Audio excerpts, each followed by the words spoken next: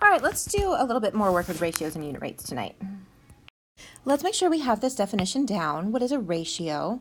A ratio is a comparison of two quantities using division. You're going to end up seeing words like per or in or to, and these are our ratio words. So oftentimes you'll see it written as, what is the ratio of 10 to 15? Well, I can write this in two different ways. I could write this as 10 to 15, or the second way I could write it is the way we're going to do it in algebra, where the first number goes on top and the second goes on the bottom, and this is a fraction. Now, to find a unit rate is simply a ratio with two different units. Units, there are two of them, and it's expressed as a ratio. And in algebra, we're going to use this form right here, where we express it as a fraction. So if I'm expressing a rate of miles per hour, I have two different units. I've got distance and I've got time. Or maybe I have boys to girls. I've got two different units. I've got boys and girls. Or perhaps I'm talking about feet per second. I'm talking about feet as a unit and seconds as a unit. When I have two different units that are expressed as a ratio or being compared using division, that is a rate. Now, sometimes, and this is really important, I need to write a unit rate. So a unit rate is going to be a ratio with two different units, the same thing as above, but it's a ratio with two different units where my denominator is 1. So a unit rate is a ratio with two different units. Okay, so this definition plus my denominator has to be 1. And in order to get that, I've got to actually do the division. I have to divide 10 by 15. Let's come back up and look at this guy. So if a ratio is simply a comparison of two quantities using division, I want to compare the 10 to 15, and I'm going to do it division. So 15 divided by 10. 10 divided by 15. Plug this into your calculator, and what do you get? Well, I'm going to get 0.66666 repeating. And that is telling me that it's 0.66666 over 1. That's the relationship between these numbers. Let's use these definitions and let's do some work with them. I just simply want you to write these 5 as ratios, comparing these two using division. All right, hopefully you got 50 miles per 2 hours. You recognize that per is one of my keywords here. So I'm going to end up writing this as 50 over 2. Now, always keep your units the same, or keep my units that I'm given. So this is 50 miles in 2 hours. Down here, I've got 25.50 in 5 hours. So that's $25.50. In is my division bar, 5 hours. Over here, I have 20 boys to 15 girls, so 20 is going to go on top. 2 is my bar, 15, and it's boys to girls. Down here, I have $1.20. Per is my division symbol, my bar, 12 ounces. And here I have 16 horses to 48 cats. And you have just made ratios. All right, now I would like you to write these as ratios on your own.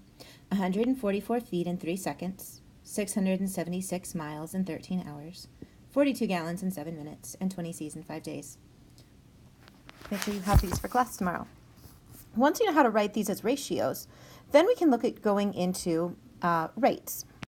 Notice that all of the ones that you've written and the ones that we did together, they had different units. Here my units are feet and seconds. Here it's miles and hours. Here it's gallons and minutes. Or here it's C's per day. So when I read a ratio like 16 horses to 48 cats. If I know this is a ratio, I often read this as 16 horses per 48 cats. And because I have different units, this unit is horse and this is cats, this is a rate. If I had gallons per minute, it's a rate. So remember that this bar here indicates division, that if I give you 1 teacher per 2 students, that this isn't anything you haven't seen before. You've seen 1/2. And that 1/2, when I divide 1 by 2, I get 0.5. We've hopefully seen this before. So this bar here shows me a fraction.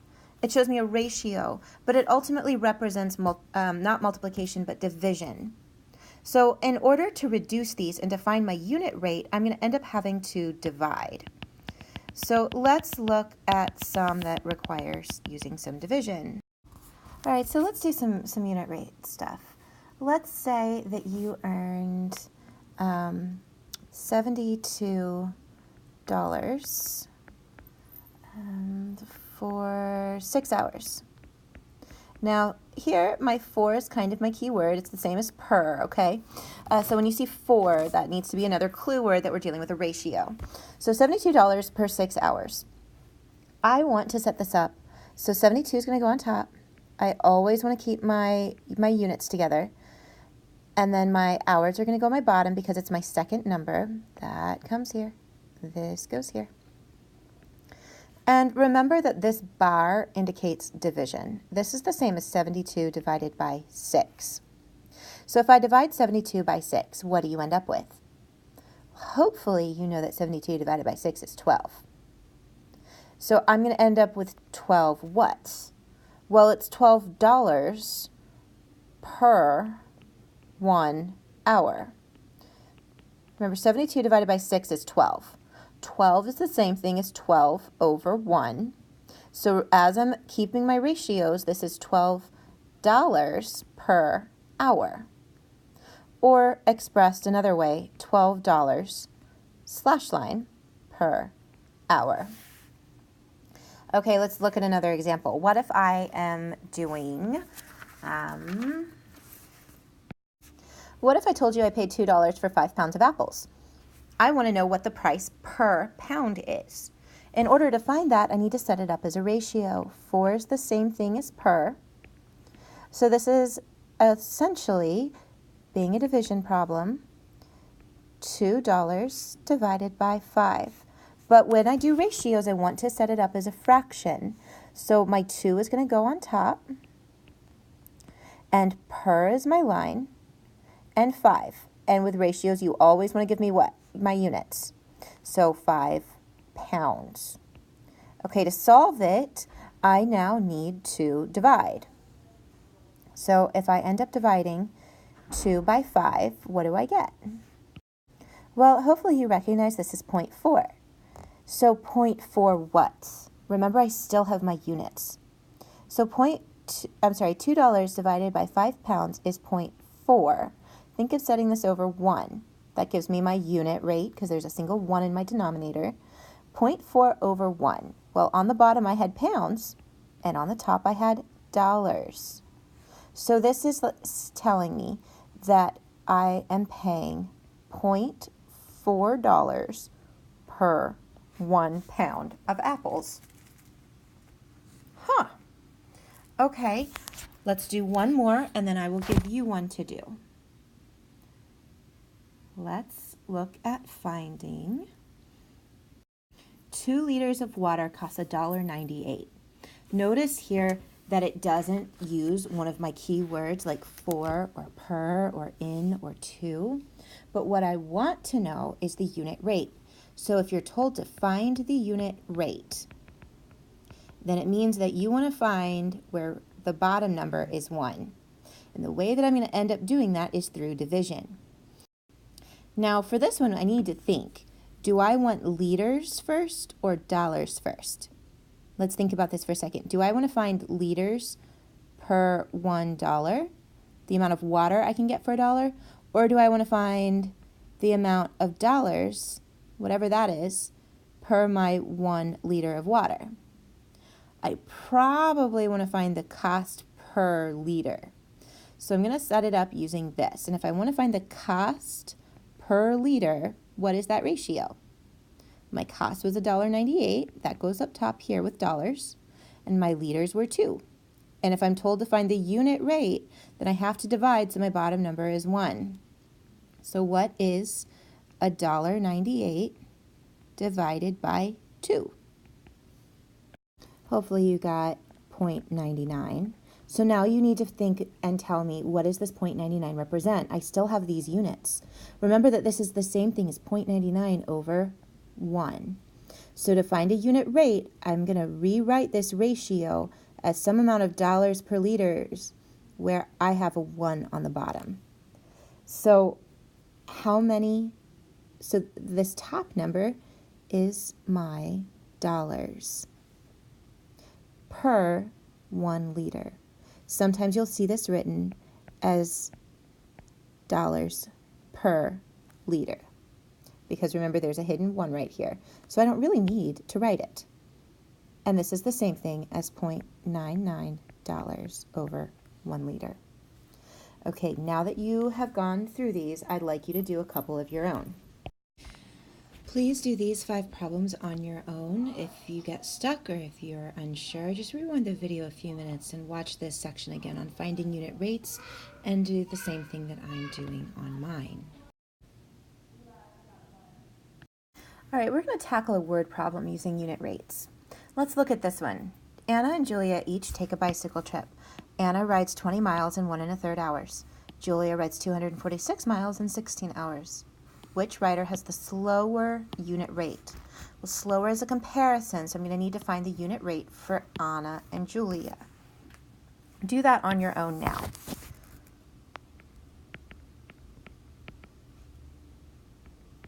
Can you write Anna's rate for me?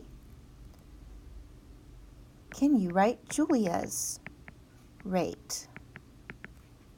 Once you have those, can you convert Anna's rate into a unit rate?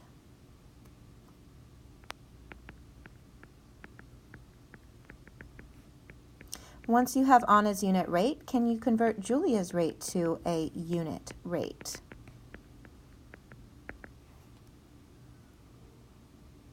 Once you have those down, can you make a comparison about Anna's unit rate and Julia's unit rate and tell me which writer had the slower rate?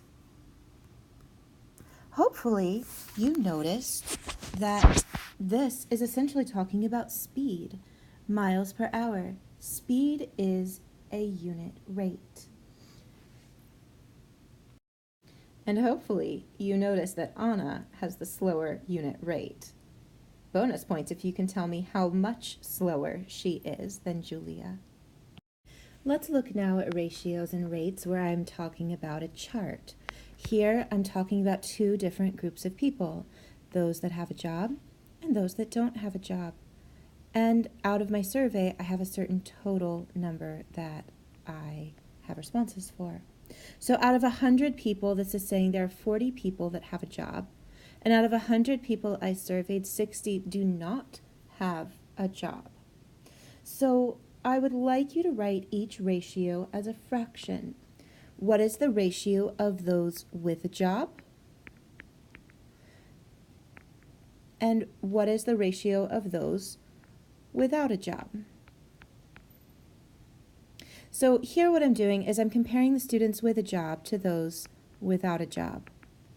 So in this case, it would be 40 out of 60. Or how does this reduce? 4 out of 6 is the same as 2 out of 3. Divide both by 2. Okay, so the ratio of those with a job to those without a job is a 2 to 3 ratio. What if I want to know the ratio of those without a job out of my total? Well, at that point, I want to take 60 out of 100.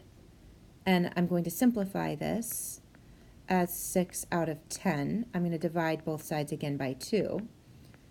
and I'm going to get a ratio of 3 to 5. For every 5 people, there are 3 without a job. For every 2 people with a job, there's 3 without. What if I want the ratio of those with a job out of my total? I could talk about that relationship too. And this relationship, those with a job, is 40, and the total number of people I had is 100. So I can cross out my zeros, and that leaves me with 4 out of 10.